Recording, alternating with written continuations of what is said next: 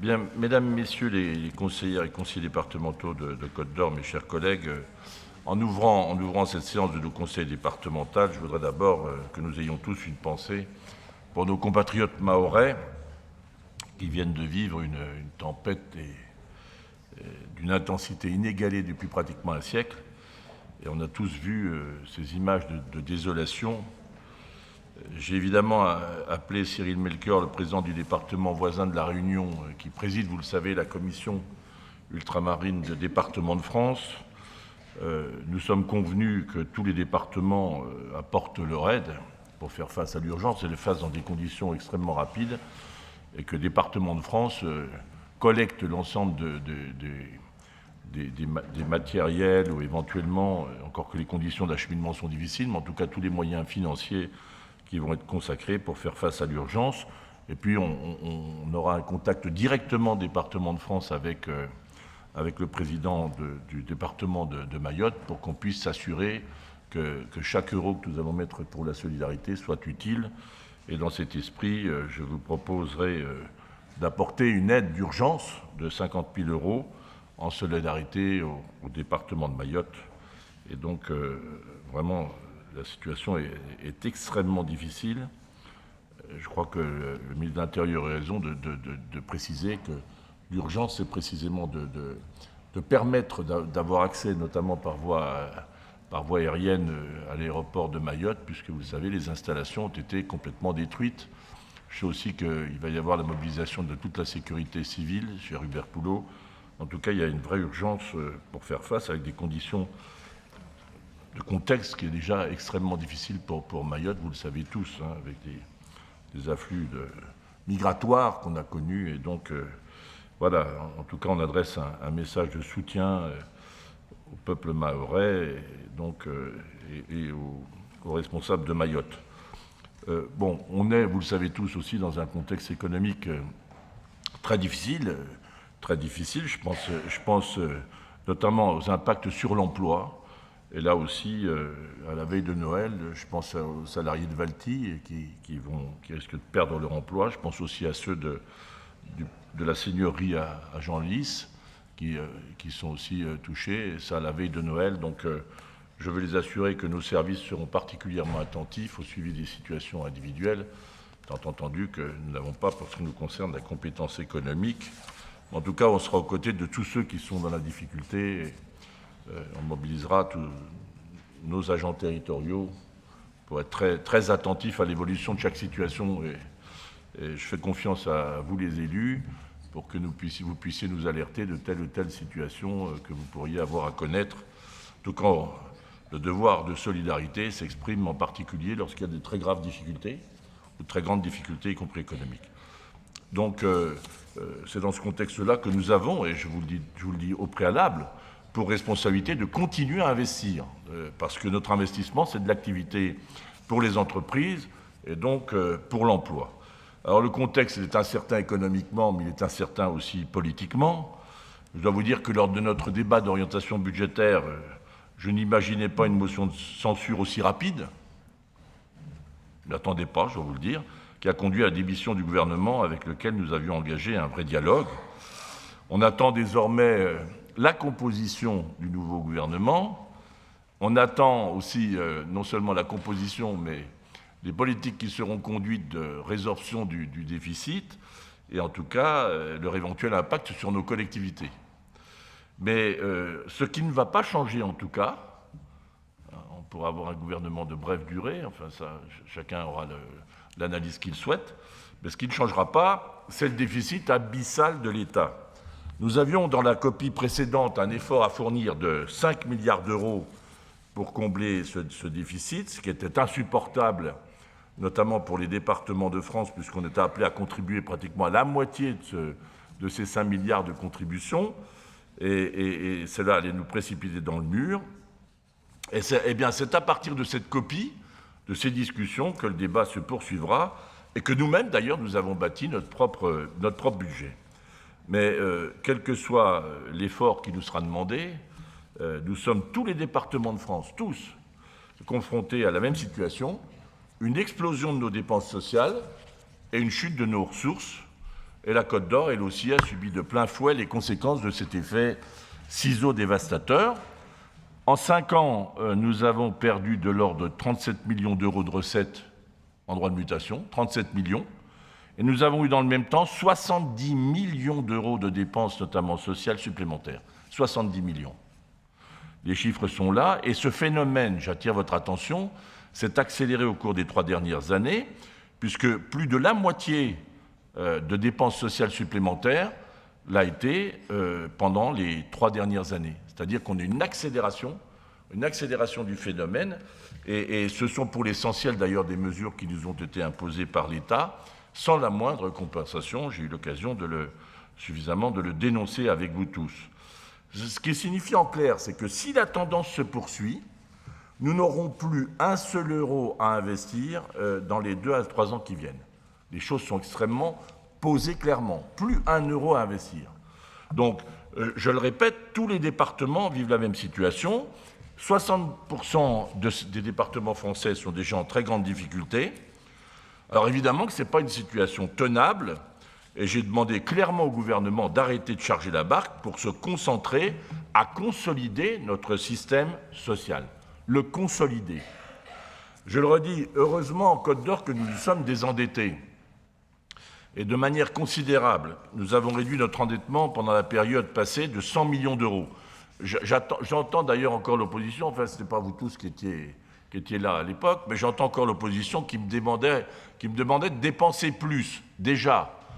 Et donc, si on ne s'était pas désendetté, je vous le dis, et je tiens les comptes à votre disposition, notre marge nette aujourd'hui serait déficitaire de 4 millions d'euros, c'est-à-dire qu'on serait dans l'impossibilité de présenter un budget en équilibre.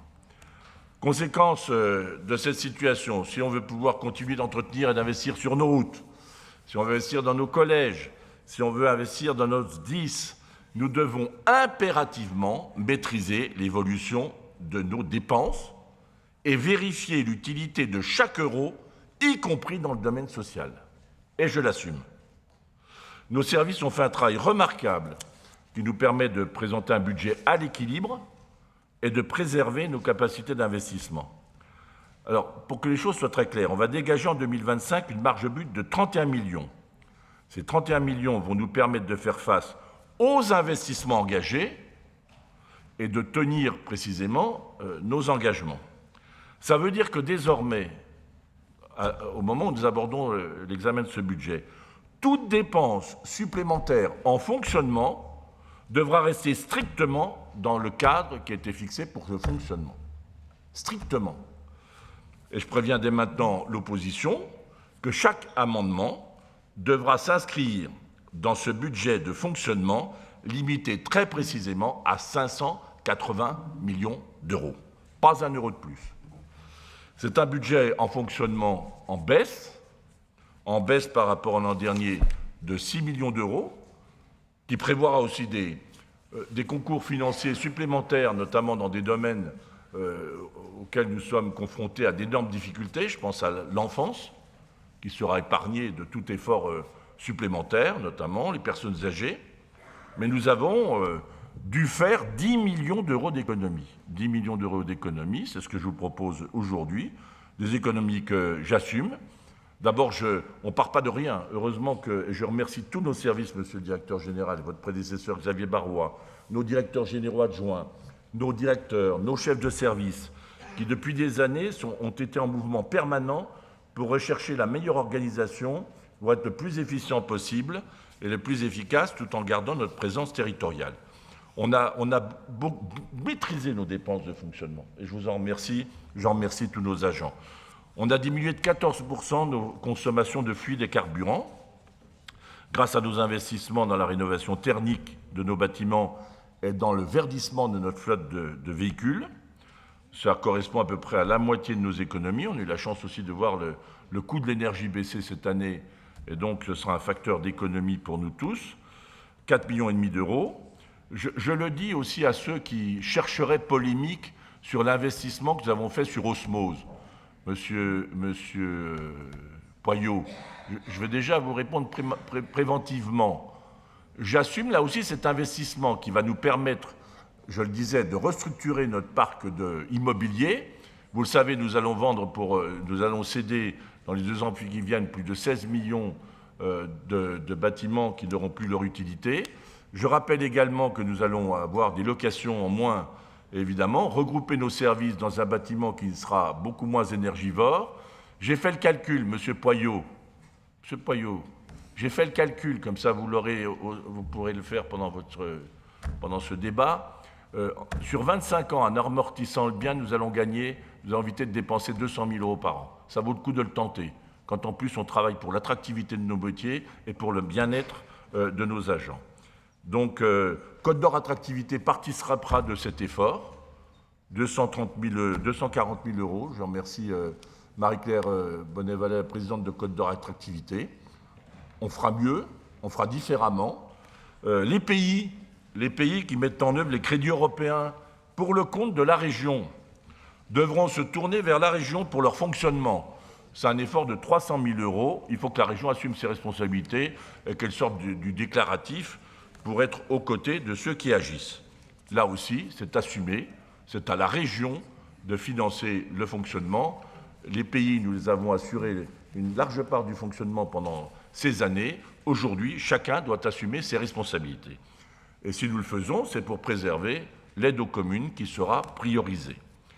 J'appelle toutes les structures du champ social à faire le même effort de gestion pour que nous puissions continuer à apporter une réponse individualisée à chaque Côte-d'Orien qui se retrouve en difficulté.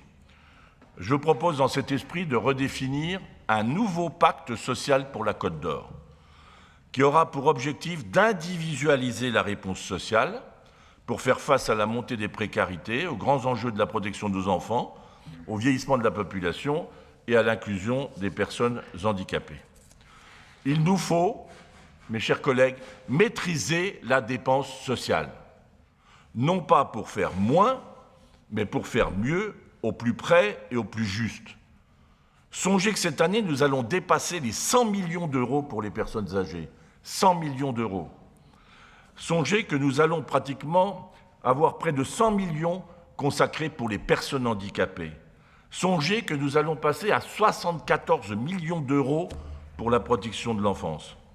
Et l'an prochain, nous allons devoir faire face à 2,8 millions d'euros de plus de charges pour les AIS, 2,8 millions, et 1,7 million de plus pour les frais d'hébergement. Alors, qu'on ne nous dise pas que dans ce domaine, nous n'en faisons pas assez. En 5 ans, mes chers collègues, les dépenses pour l'enfance ont augmenté de 40% pour un nombre d'enfants placés qui est passé de 1466 à 1570, sans de plus, 40% de frais d'hébergement en plus. Nous sommes pratiquement sur les mêmes proportions pour les personnes âgées, 31% de plus en 5 ans, avec en hébergement pratiquement le même nombre de personnes hébergées par an. Ce qui m'a conduit à prendre plusieurs décisions.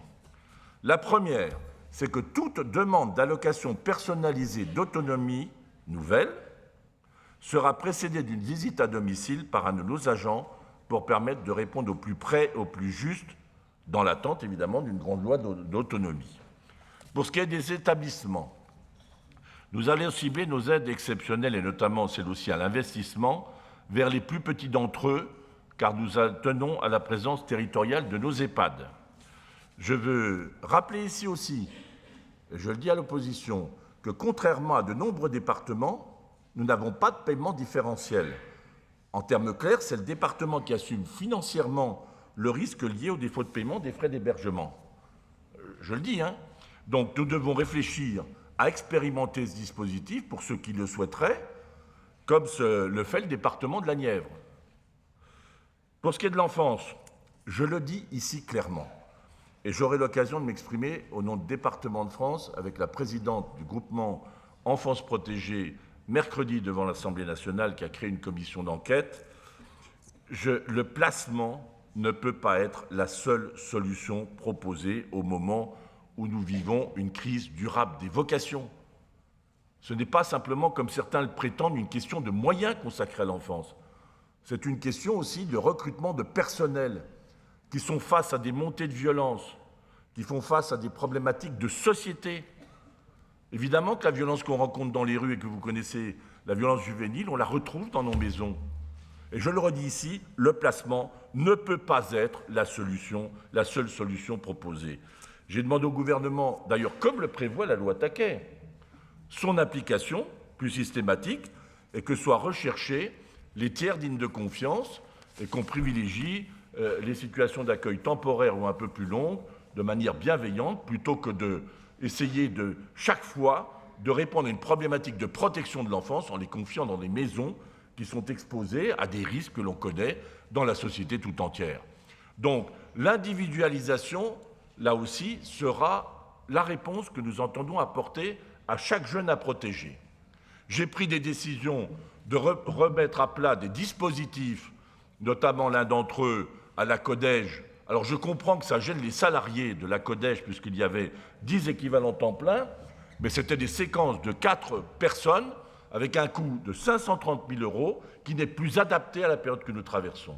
Donc je le dis, je proposerai d'ailleurs à l'ensemble des acteurs du champ social des mesures d'accompagnement renforcées en direction notamment des jeunes filles qui sont victimes ou participant à des actions de prostitution. Mais en tout cas, on ne peut pas laisser pérenniser des systèmes dont je m'interroge sur l'utilité à terme et dont le rapport investissement-résultat n'est pas à la hauteur de ce que j'attends. Voilà, donc je le remets à plat. On regardera d'ailleurs quels sont ceux qui veulent innover. D'ailleurs, je vais privilégier aussi en matière de protection de l'enfant l'innovation. Tout dispositif nouveau, plus adapté, qui permettra peut-être de faire coïncider des temps en établissement avec des temps avec des tiers de confiance, en fonction de la... Il faut qu'on ait des formules plus adaptées. Et moi, j'appelle à un dialogue beaucoup plus construit avec les juges pour enfants.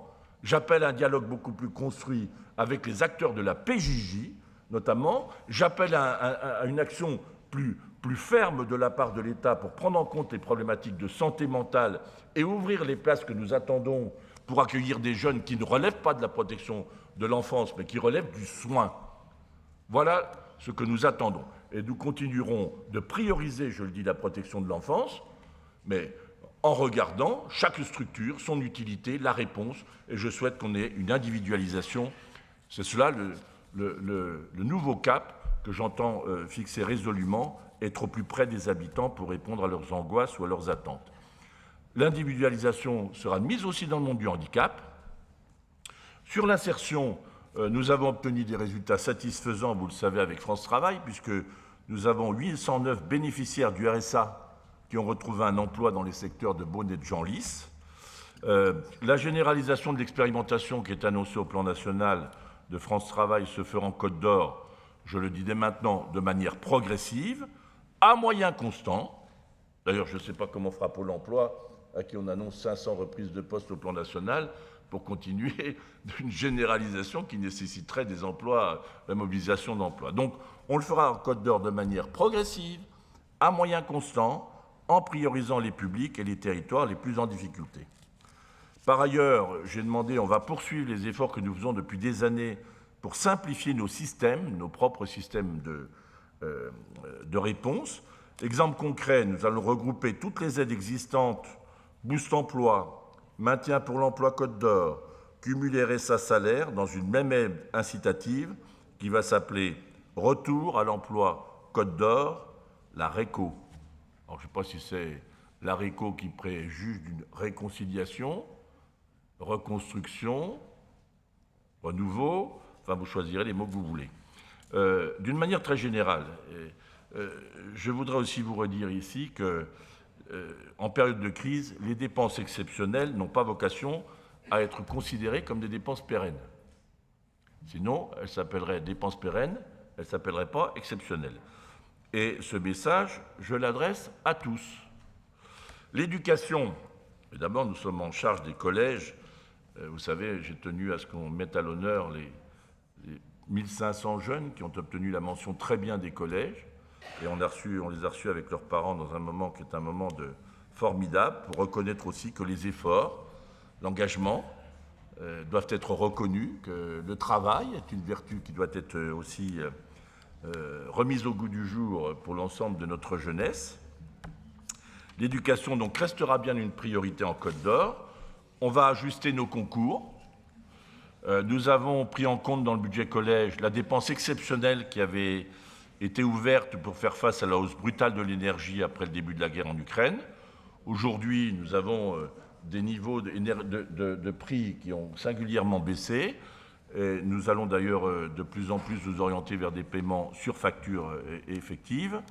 Donc nous allons économiser en 2025 pratiquement 1 million d'euros avec les mesures que nous avons prises en énergie pour nos collèges. Je souhaite aussi qu'on redéfinisse les contours de la dotation de fonctionnement. Les critères n'ont jamais été actualisés depuis 25 ans. Donc je le ferai d'ailleurs avec les principales et principaux de collège. Et Catherine Huy, je lui confierai cette mission. Là aussi, l'objectif n'est pas de faire moins, mais de prendre en compte la situation exacte au jour d'aujourd'hui de chaque établissement et des besoins pour assurer pas simplement une égalité, pas simplement une équité, mais pour permettre à tous ceux qui veulent investir, innover dans les nouvelles possibilités offertes par l'intelligence artificielle, etc. On a vu par exemple l'éducation musicale, de pouvoir le faire. Donc voilà, les choix sont clairs, ils sont clairement exprimés, je les assume. Je préviens aussi tous nos partenaires que le budget départemental n'aura pas vocation à être la béquille de l'État ou de la région. Nous allons poursuivre pour ce qui est de nos missions. Voilà pour ce qui est de l'essentiel pour nos dépenses de fonctionnement. Pour l'investissement, l'objectif, je vous l'ai dit au tout début de l'intervention, c'est de poursuivre les projets déjà engagés et de ne pas renoncer aux investissements d'avenir. Parce que si nous ne voulons pas subir l'avenir, il faut se préparer aux profondes mutations devant lesquelles nous sommes placés. Donc on investira en 2025 96 millions, c'est-à-dire 12 millions de moins que l'an dernier. Je vous rassure, on est loin d'un budget d'austérité. Je rappelle qu'il y a 5 ans, notre budget d'investissement était de 51 millions et qu'il sera de 96 millions l'année prochaine. Donc on est loin d'un budget d'austérité. Mais là, nous avons pris en compte le fait que l'an dernier, nous avions fait un effort d'investissement exceptionnel d'un peu plus de 4 millions d'euros pour le Tour de France, notamment pour nos routes. Il y a aussi les investissements que nous avons terminés.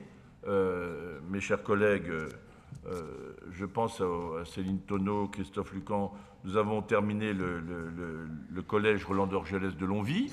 Bon, on l'a financé, donc on ne va pas inscrire des crédits. Pour le reste, on va continuer notre effort pour sécuriser nos routes, qui restera notre priorité, sécuriser nos ouvrages d'art. Nous allons investir sur nos routes et sur l'ensemble de notre patrimoine routier pratiquement 22 millions d'euros. Là aussi, on retrouve le seuil de 2023, puisque, je vous le répète, nous avions fait un effort particulier sur nos routes pour le passage du Tour de France. Deuxième priorité de l'investissement, et pour les routes, tout ce qui n'est pas urgent, enfin en tout cas pour ouvrage d'art, sera décalé dans le temps pour qu'on puisse continuer de privilégier la sécurité sur nos routes. En 2025, pour nos collèges, on y consacrera en investissement 15 millions d'euros pour continuer de moderniser, sécuriser, végétaliser. Vous savez combien j'y tiens.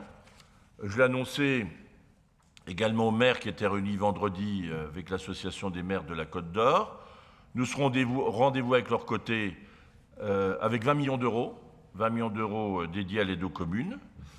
Cet investissement du département en direction des communes, il est particulièrement attendu car nous sommes bien la collectivité de l'aménagement du territoire et pas seulement celle des solidarités. Et nous sommes la collectivité de l'équilibre entre ville et campagne et nous n'y renoncerons pas. D'ailleurs, on aura cette année, on va signer tout à l'heure un contrat avec la ville de Dijon. Je profite pour adresser à nouveau mes salutations républicaines à la nouvelle maire qui siège désormais parmi nous. Donc je constate que Dijon est bien en Côte d'Or. Et siège même Dijon au conseil départemental de la Côte d'Or, ce dont je me réjouis. Nous continuerons donc d'investir, je vous le redis, pour préparer notre département aussi à répondre aux grandes transitions et aux défis du futur. Je vous l'ai dit, je n'y reviens pas, ça passe par notre propre patrimoine avec 15 millions de crédits d'investissement pour notre campus de la fonction publique, qui aura vocation à accueillir 400 de nos agents de fin 2026, en tout cas c'est notre objectif, monsieur le directeur général. On aura, je vous l'ai dit, des économies sur ce seul bâtiment de l'ordre de 400 000 euros par an. Je pense aussi aux 2 millions d'euros que nous allons investir dans l'extension de l'éco-chimie des eaux du laboratoire départemental. Certains départements ont arrêté de financer un laboratoire départemental. Pour un grand département comme le nôtre, agricole et d'élevage, je pense que ce serait une erreur de renoncer, compte tenu des risques que nous avons sanitaires pour nos troupeaux et donc d'une manière permanente. Et donc nous avons là un laboratoire départemental dont la compétence est reconnue au plan national. Je rappelle aussi que le laboratoire assume des missions de santé publique pour le compte de l'État et pour le compte des groupements de défense sanitaire. Je voudrais, de ce point de vue, assurer nos agriculteurs du soutien du département de la Côte d'Or. Nous resterons solidement à leur côté en maintenant toutes nos aides au monde agricole, c'est-à-dire le maintien, c'est le renouvellement de nos aides. Il y aura, voilà, c'est déjà un effort que nous faisons. Et puis dans le contexte difficile que traverse le monde rural et le monde agricole, c'est un signal fort que nous leur envoyons. Enfin, je voudrais terminer par adresser quelques messages à nos agents que je recevrai le 16 janvier pour les vœux. Déjà, le premier message, c'est pour les remercier. Le vote d'un budget, c'est un moment important dans la vie d'une collectivité. Et je n'oublie pas que ce sont nos agents qui feront vivre ce budget durant les 365 jours de l'année. Le deuxième message, c'est que nous ne remettrons pas en cause notre présence territoriale. Je l'ai dit, je le réaffirme, et que cela soit bien clair. Alors j'entends parfois des allégations selon lesquelles on fermerait tel ou tel site. Non, non. Ça vaut pour nos collèges, comme pour tous les sites. Nous préserverons et maintiendrons, ça vaut pour nos 10, nous maintiendrons notre présence territoriale. Ça vaut aussi pour nos espaces Solidarité Côte d'Or, dans les quartiers comme dans les campagnes. Et je serai prêt d'ailleurs à renforcer cette présence territoriale si nécessaire. Enfin, c'est un message de confiance que je vais adresser à nos agents et aux Côtes-d'Oriens. Vous savez, on compte dans notre département de belles compétences. Et je n'ai pas l'intention d'externaliser nos savoir-faire. C'est dans cet esprit qu'il faudra aussi impérativement se préparer aux nouveaux métiers parce qu'ils évoluent, parce que les techniques évoluent, parce que l'intelligence artificielle vient nous percuter nos sociétés, viendra percuter évidemment le fonctionnement de nos services au public, la formation, le bien-être au travail, qui resteront le cadre de notre dialogue social. Je souhaite aussi sur ce sujet qu'on soit au rendez-vous de ceux qui prennent des responsabilités, qui assument des fonctions au sein de nos services dont nous avons besoin et qui doivent être confortés. On le fera à budget constant, parce que les ressources humaines ne sont pas une variable d'ajustement dans notre département. Comme vous le voyez, le budget 2025 n'est pas un budget de renoncement, c'est un budget que j'ai souhaité responsable envers les Côtes-d'Oriens, c'est un budget d'engagement et un budget pour préserver notre avenir collectif. Voilà, mesdames, messieurs les conseillères et conseillers départementaux.